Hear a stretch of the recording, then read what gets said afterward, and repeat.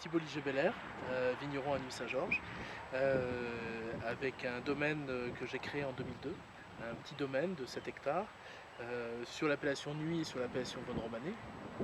C'est un domaine qui est en partie familial, puisque la famille Liger-Belair était très anciennement implantée à Nuit-Saint-Georges, mais comme négociant et pas comme vigneron. Il n'y avait pas de vigneron dans la famille. Et donc je me suis passionné pour ce métier assez jeune, à l'âge de 16 ans. Et j'ai commencé mes études pour faire pour être vigneron. Puis ensuite j'ai fait pas mal d'autres choses à Paris, dans la communication, dans l'événementiel, puis plus dans la vente de vin sur internet. Et, et donc le domaine, donc premier millésime en 2002. Dès le premier millésime, j'ai souhaité tout passer le domaine en culture biologique.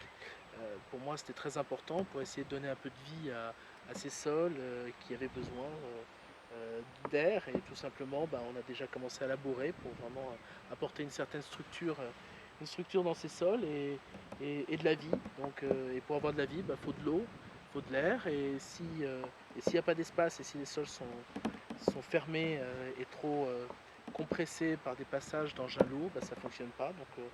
Donc on a décidé de mettre le cheval dans les vignes pour labourer de façon plus efficace et surtout dans les différents reliefs du sol, pas simplement de manière longitudinale. Et puis on a adopté aussi des tracteurs plus légers pour moins tasser les sols.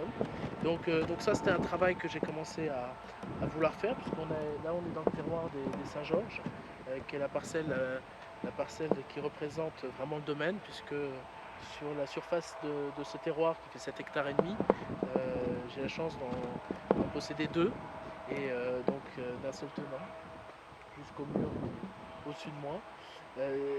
Et donc dans cette parcelle-là, au début, il y avait des sols un peu gris, des sols tassés.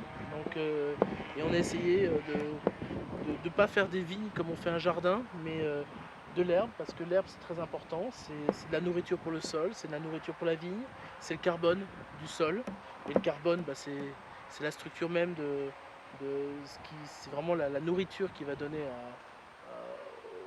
qui va donner au sol. Donc c'est important d'avoir de l'herbe. Et puis l'herbe aussi, différentes espèces vont capter des éléments dans l'air qui vont apporter au sol. Et quand on va les retourner, ça va faire ce qu'on appelle de l'engrais vert. Donc naturellement, on va enrichir ces sols et, euh, et essayer de recréer un équilibre. Je dis souvent que on a une culture qui est stupide. La vigne, c'est une culture stupide parce que c'est une monoculture. Mais chaque vigne, c'est un arbre. Et la culture la plus équilibrée sur la planète, c'est la forêt. Et si on peut essayer d'avoir cette philosophie de forêt dans une vigne, c'est-à-dire qu'une forêt, c'est des tas d'espèces différentes, et chaque espèce va jouer un rôle pour une autre.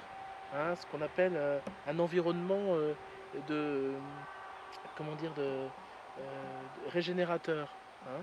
Et donc cet environnement, chaque plante va avoir son, euh, sa, son utilité, et cette utilité, on va essayer de la conserver et pas forcément de la détruire bêtement avec un herbicide. Donc voilà, donc c'est un peu le principe. Biodiversité, quoi. C'est une vraie biodiversité. Et c'est également un peu le principe pour moi de la biodynamie. C'est-à-dire que la biodynamie, c'est se dire, il y a un environnement, dans cet environnement, il y a un certain nombre d'éléments, et ces éléments, chaque élément va avoir son importance. Et si on a une importance, si ces éléments sont là, c'est qu'il y a une raison. Donc ils nous gênent. Alors quelquefois, oui, effectivement, quand il y a trop d'herbe, ça gêne de la pousse de la vigne. Donc à nous de le maîtriser, de le contrôler, mais à nous aussi de le respecter.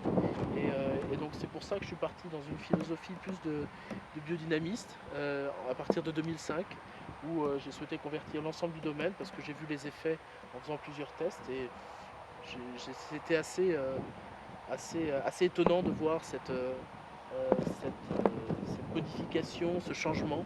Et donc c'est pour ça que je suis allé dans cet esprit-là, pas dans un esprit euh, comme souvent on a l'idée de se dire c'est un peu des sorciers, c'est juste du bon sens, c'est regarder la vie, la sentir, se dire quand est-ce qu'il faut intervenir.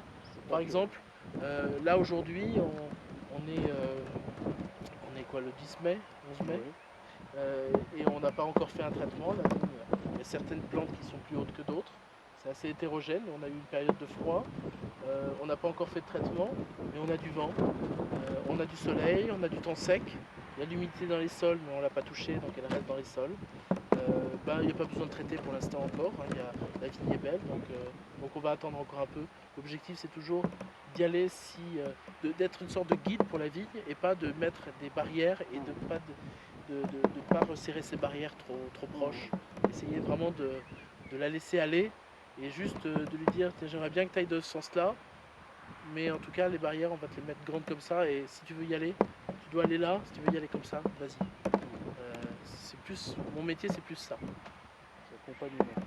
C'est accompagner, voilà. Rester en arrière et accompagner.